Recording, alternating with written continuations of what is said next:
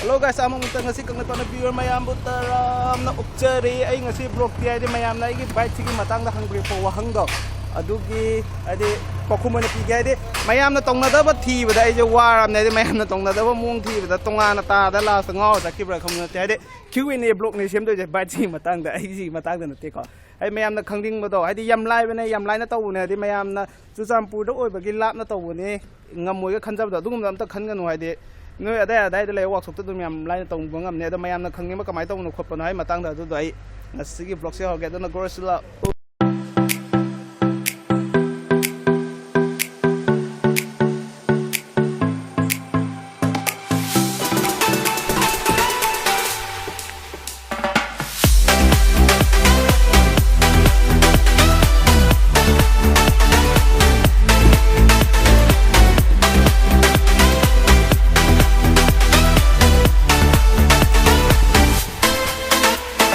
Adi tadi aha may wang ngay jina ano ba yawala na hadi kuya mo tuina kari wakal dagi kari pati taw bano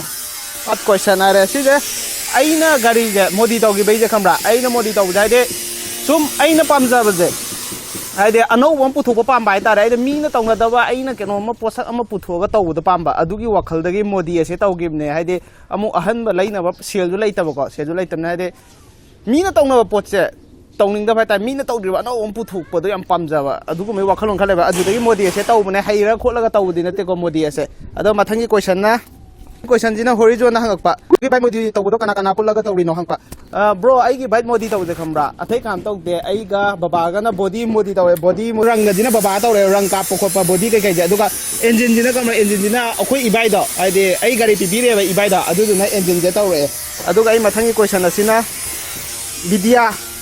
man hai gì anh chị nói nè modi u với company cấp tana không chứ kapom đồ ra kapom đồ về gì ok đó cái mà thấy question đó question gì không ra đó mà tìm mi miam mà mà hàng nghe vậy aduna ai mà nó question khác katang lokhat laga khuma age have di question gì miam vậy đó khác common oi ba de mi ne hena khangning ngong đó question đó đúng mà katang khala khuma age ko mà thằng cái question gì nó hàng ngày Rabindranath mấy mình đi tăng tay rồi Rabindranath mang na hàng ngày chứ bro cái bike modi tàu cái part mayam đó cái từ cái lâu đi nè bro ấy cái bike modi tàu cái part mayam giờ anh em không ra hay để plane seat cũng bị lọc thua cái đó cái tàu này để plane seat thì có yết apak cái đó ở đó cái khổ là tàu này xí cái plastic âm tân là tiêu yết ngata này xí yết ngata này và đó đó cái hay để gari em để part lâu cái tàu này để gari em bike cái gari em ta part em ta lâu để phải xí đồ pe rồi đó glass cũng bị meter cũng bị sangum mình đi lâu cái sangum mình cái máy xả rồi nè hay đi chum na hay ta để cái haters cầm bút khai lại đi vậy ai hiện nay khẳng định bây có cúp na hàng vậy có ma soi bây giờ được khai giàu rồi chứ na xin hay được bây giờ ai mà thằng củaฉันhàng ngày chứ na em James Huydrom mang na hàng ngày hoàng chứ na bro modi tàu bớt xe cái đại vài tàu đi nó bro khôi ai modi tàu chứ không bro khôi workshop mà chăm lại hay đi mà phân chứ na Chuchampur này đó Chuchampur cái khôi workshop chứ đó khôi cái isai workshop tu đó đúng mà tâm lên bôi cây bôi tàu cái xóm tàu bớt sana này ai mà thấy cái wahang ajina warista hang apane ko mahang na hay jina bro nangi baito nung ma punna koi je ya gadro thabal chung ba bro ai su blogi big fan amane ya ai handa ki work ai handa ki yok sang plan toy jai de kamra ai subscriber mayam punna ma bu ai na chat lagai de thingna ra punna chat mina bai wakhalon na do ngam gadra ngam da khang de do ai na ngam mi gai matik ti chat ke na khalle aduna bro ya ai WhatsApp number dum description dam de sidam pau form ri ro do khoi pullaga koirasi cái mà thằng cái wang hàng ngày chứ nó có tan thai cái blog mang hàng ngày cái wang chứ nó bro cái modi của tôi thì mấy tay पैसा क्या हम चंकी के bro ấy modi tao bây giờ không ra đây ấy người này để पैसा chút change ra hai đứa không ra gari chứ không ra pura suru pulang ngata ne ba adu dage ai na sile je ngoma mangi chaka maningi chaka de kano ring je jo V2 gi sile ade tayar happe adu dage brake su ke loina pe ba adu modi yam tamne ai de around 65 adai na change ba adu khomra bro noina khomra sumai na modi taw ba running condition dagi modi taw ge hai de body khatang sem ge ato pa tayar ke sem to dai de isa gi tayar ke le jab de dum sem ge hai ta de khomra adu around 20 to 25,000 chang ta de khomra okay ta do mal hai de rang nung kai ke lo yor ga body kai gi pra complete ta ko ai de 2025 se ki suyam de na thaina V2 thongna ring ma tam da de hai de steering khama ma ga tu bo to wing samani kai ba da kano to idana wing samani kai bo to lupa 10,000 hena changi da aduna si je thoina yam paisa na te aduga ai mathangi wahang ji ne ko khomra assess na hanga ejin na ma ke je English ta hanga ma je Manipuri na ta ba khandi ama English hanga je English ta hairage ai do haiti haiti hape tamaga hairke ko khar manaba bro bro where do you modified bite in Manipur? Yes bro, I modified my bite in Manipur. Ai mathangi wahang hangai jina changkhombi na ne mahang na hangai jina bite modified loi base harau bara koi chatpagi wakhalo lakra oi 6 haide modi tawde yam tina harau yam tina nungai haide koi chapagi wakhalo la ade sumaina koi chatnabagi plan ne semje adu ta koi wakhalon je han formal field dagi di phaniam tare haibadi ka khomra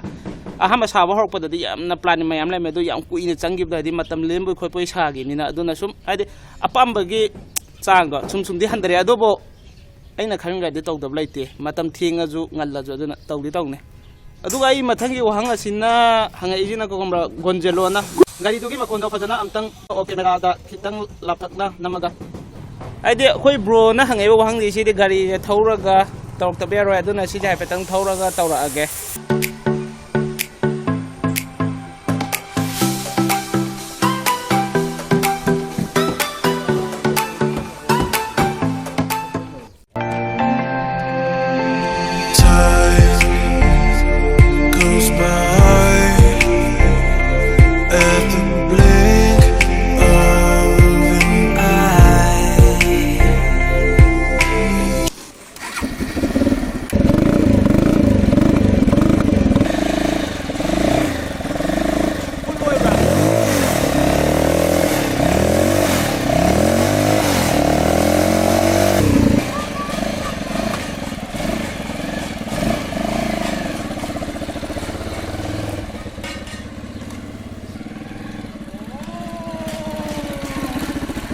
adu guys komra thaina ai comment da hangpa wahang khra yoi ba adu ai si je community tiap ta hapane ba community tiap ta ai YouTube ta hapa question phanam hangni re aduga bike ka mari leina da question gai de aina reply wena pijagram ni ko blog ta hapak ta question gai aduga bike ki naina reply pi duna blog ta hapake khan bai ne aduga kai gumba hai de thaina comment da mayam prepare we do comment da prepare wahang khra ai brain da save to ba khra yawe no khoina hangni ba adugi do ai khra hair ke hai de मखोइना comment हम तो मी ममिंग दिखाव करे अहम धंगे जमा अदे अखोई sticker जे कमाइना तव नो लै लेटर प्रिंट यावे हाय मतन को सी स्टिकर जे स्टिकर नतेबा सी थाइ सिंजे लोइना म सी थारिबा अदे सी द नपिबा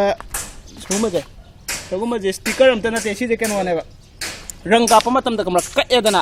हादे रंग काप मतम द खोइना सोलिटिप तंगुम कअगा दो मथक रंग मचु तो पकापनेबा क्वेश्चन कई क्वेश्चन ने हंगपदबो ओ अदुगा मीटर इसी कई मीटर मा ले द कमरा गास केनो मिनि दा हादे गाड़ी अमा थाइना लेरंबा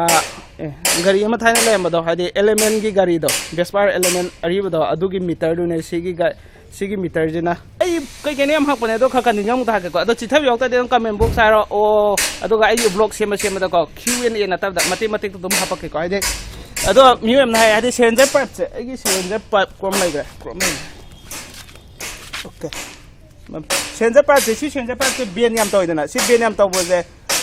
सब्सक्राइबर अमन हापने वाली सी बेन तोबजे कमाइना तोइनो आदि लेयर की मतुंग इनदि कमरा सी 90 डिग्री एंगल दगे ने बेन तोबया देबा आइदो आदि इंजिन छागा प्लाग थुना चाप खोप तोइबा अदुदो होय तुमे सी बेन जे तोवे ता सी बेन तोबजे कमरा सीदा फिल्टर लाइदना फिल्टर लाइदा उब्रो तो सीजे होबनेबा सीजे होबदा सीजिदा कनो थोअलिनेबा सिदा जुनु से खरा थोअलेबा दुगा मेन पुरा सम कने से खरा थोअले अदुना प्रेशर दो सिदा जु खरा चटखिनिना ममांग दो जों बेन तौनेबा ममांग दो सि फजा बेन तौइना सि फजा बेन तौदा दो सि जों प्रेशर दो नुंगाइ रोइना मयाइ दा जो अमा हापदे मयाइ दा जो हापने पुन्ना सेंजर पाइप की पाइप लाइट जे पाइप पुन्ना अहुमनेबा अहुम हेत तैदे अमा खतन थोलगा अदुगा गाइस आइगे हाइदे हंगपना साइड ग्लास सिगी साइड ग्लास से काय दे लौना सिगी साइड ग्लास ते ऑफलाइन दा फंगबा दि खंगे को फाइनल लोना दि याने अदुगा